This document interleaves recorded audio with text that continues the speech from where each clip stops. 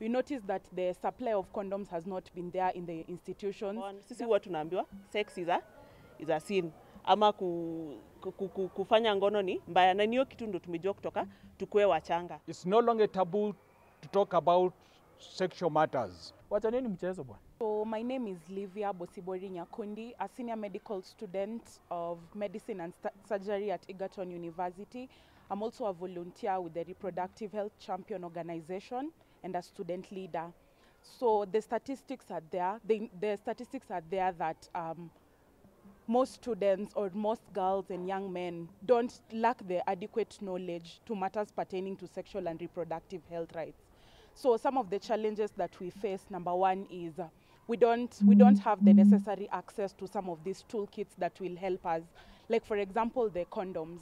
We noticed that the supply of condoms has not been there in the institutions. Therefore, youths are just engaging carelessly because they're young people and they can't stop their needs or prevent, or they just have to engage. So leading to the high numbers of HIV cases and unintended pregnancies.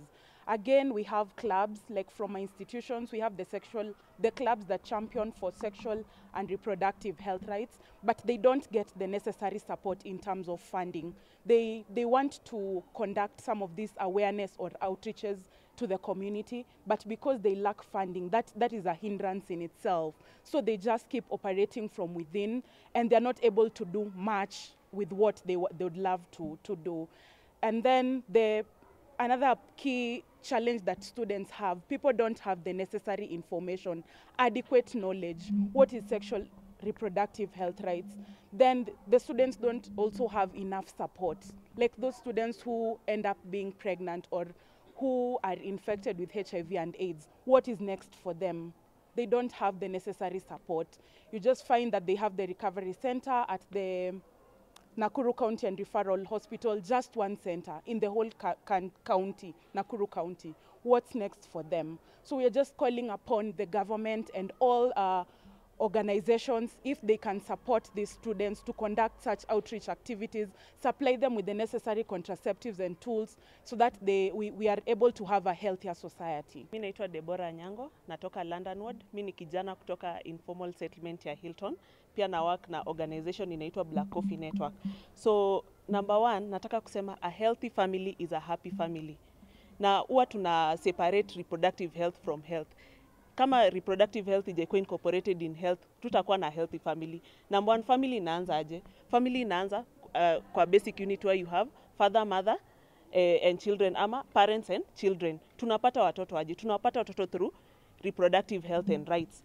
So sisi kama vijana kwanza huko juu, tuna face issues za reproductive health, na number one ni information. Atupati the right information. Ama tunapata information kutoka kwa wazazi wetu, but see the right information. Number one, sisi huwa tunaambiwa sex is a sin ama kufanya ngono ni mbaya, na niyo kitu ndo tumejua kutoka tukue wachanga. Kwa hivyo venye pastor alisema, lazima wazazi tukue able kuongelesha watoto wetu kuhusu sex, wajue hii sex ni nini, what are the effects kufanya sex kama wewe ni mdogo. Basically wakuwe na the right information so that wakikuwa wakubwa they grow knowing this information or pass on to their children. Number two, kuna a lot of stigma kwa community, especially when it comes to as a single family where there is maybe a single father or a single mother. In family huwa inaonekana ni kama ni incomplete family.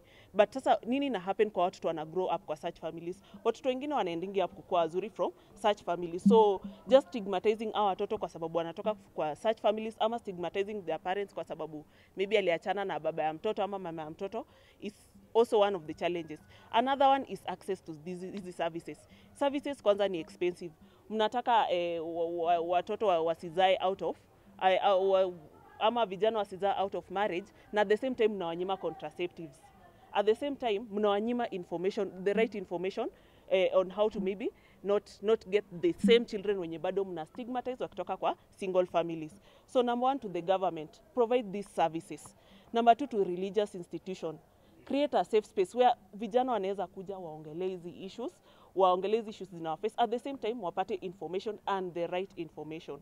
Number three is to parents, talk to your children about sexual and reproductive health. tell them the right information and tell them as it is. Usiquote ati mtoto anatoka kwa supermarket. Hiyo age tulipita. Social media sasa inafunza watoto penye watoto anatoka, inawafunza about sex. So give them the right information. And number 4, to CSO world.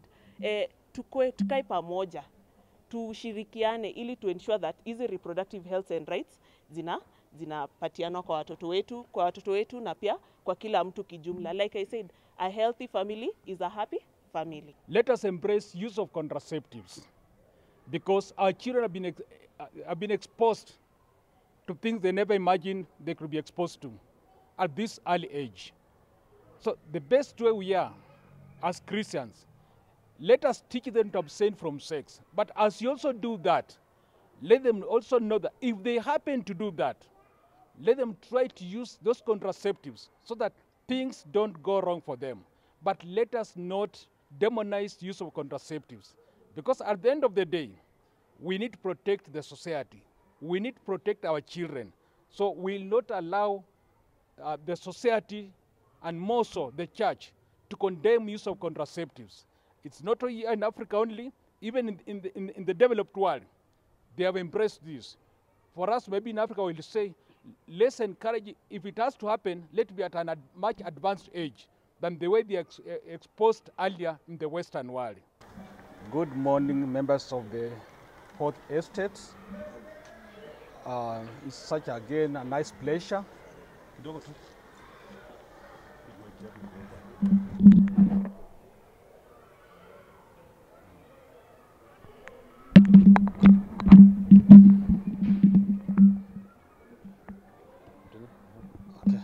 Good morning, members of the Fourth Estate. My name is Pastor Javan Chiteri.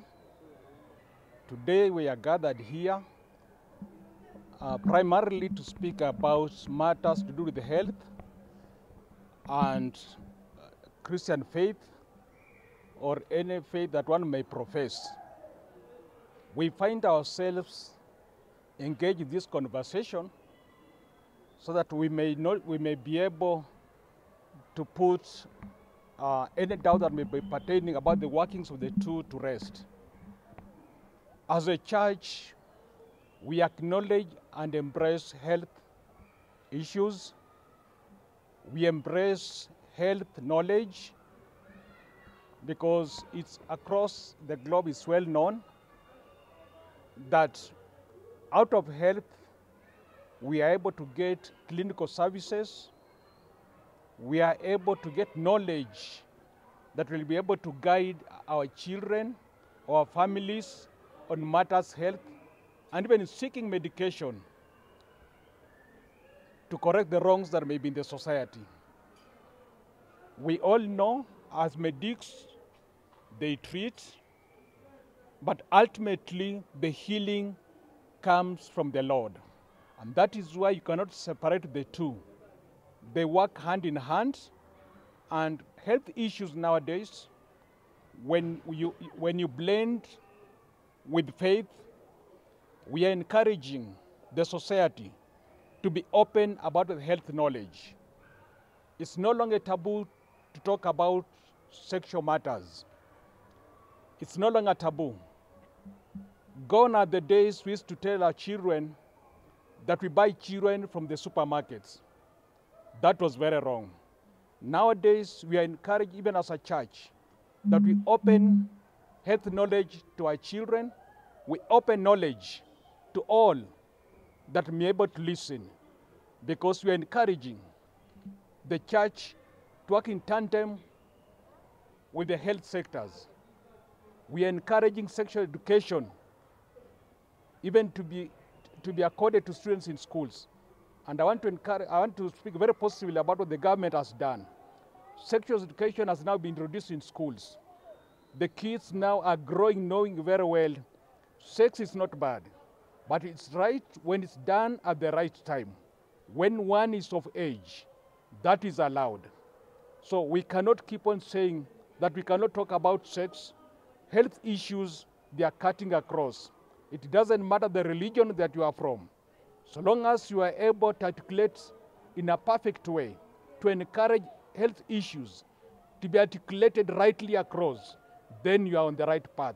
I encourage the church, the religious societies, to come very openly and speak about health matters, to speak about sex issues, that our children may grow knowing very well that these are things that are no longer taboo in the society.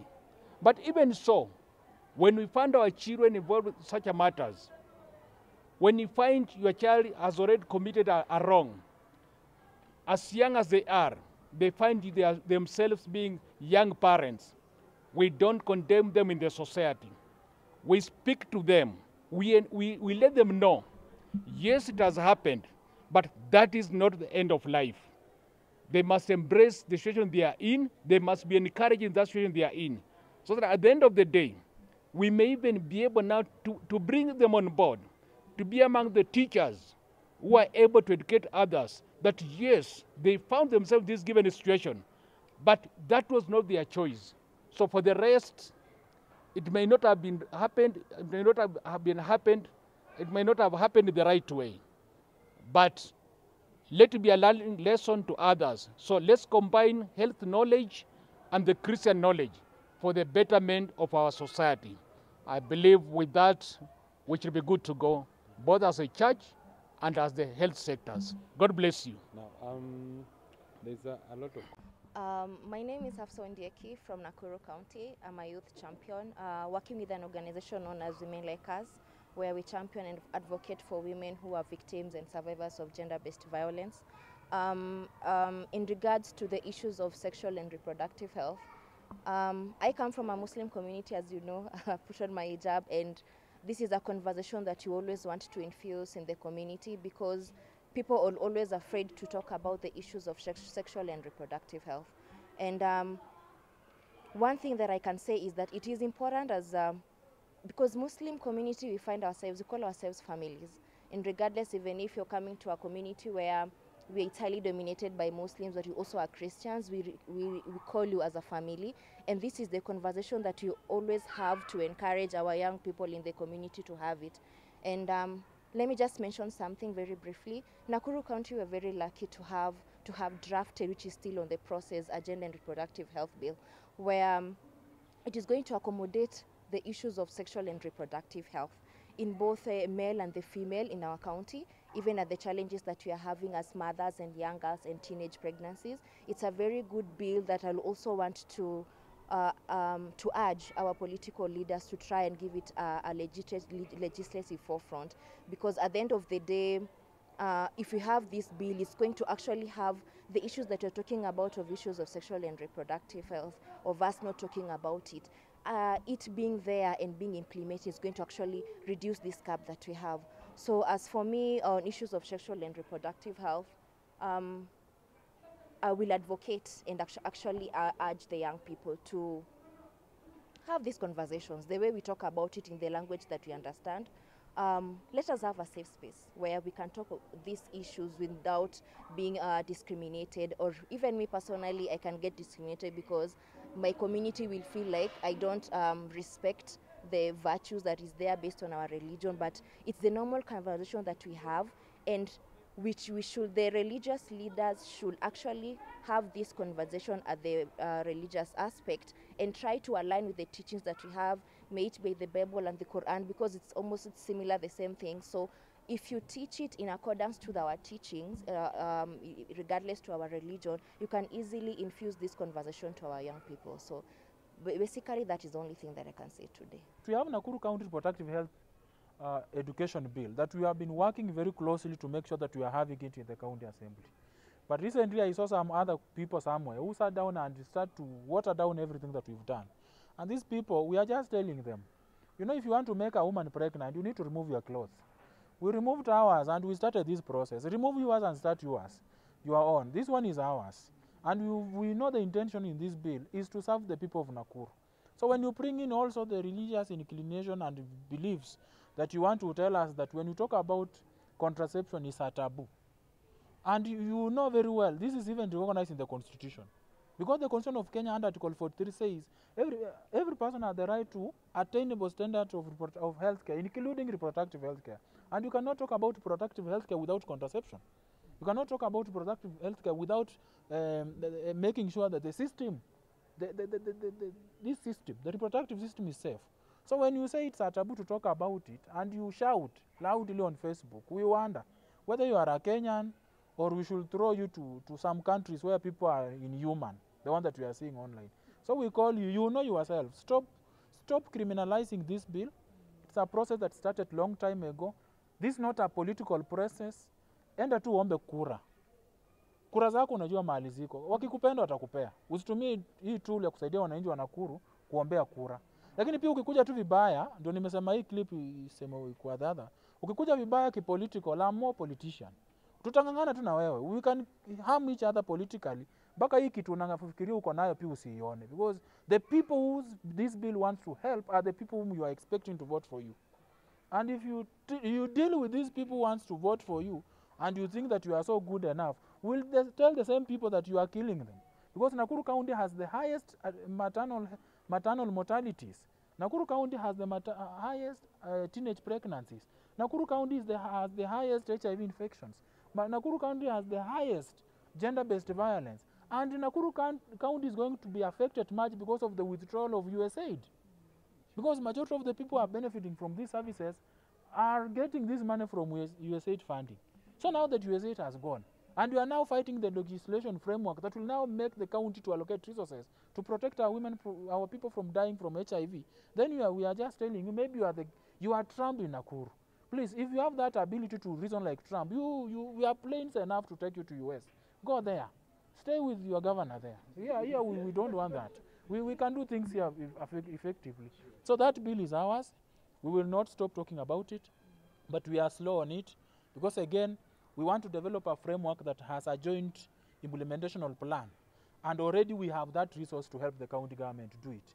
We are in good partnership with the county assembly, with the education committee, with the gender committee, with the health committee, and we are even in love with the county executive because we have been working with the Department of Gender, Department of Health, and Department of Education with the senior most leadership there. So I wonder if we have had the technical people in this process, who are you to come from the street of Kilifi? And then you are coming here to tell us that the work that has been done by the same county itself is null and void. Do you have money from, are you working for Kilifi bill or are you working for Nakuru bill? Wachana na gender reproductive health education bill. Look for something substantive to do. If you want to partner with us, come. We have knowledge enough, we can help you to get some. You don't need to we have learned people who have gone to school. We have lawyers who understand this process. And you are undermining even the legal attorney of the county assembly because they advised on that bill should look like. They have been in the processes of developing it. Are you telling the legal attorney whom you are serving under in the legal matter that they are underheads? Wachaneni mchezo bwana.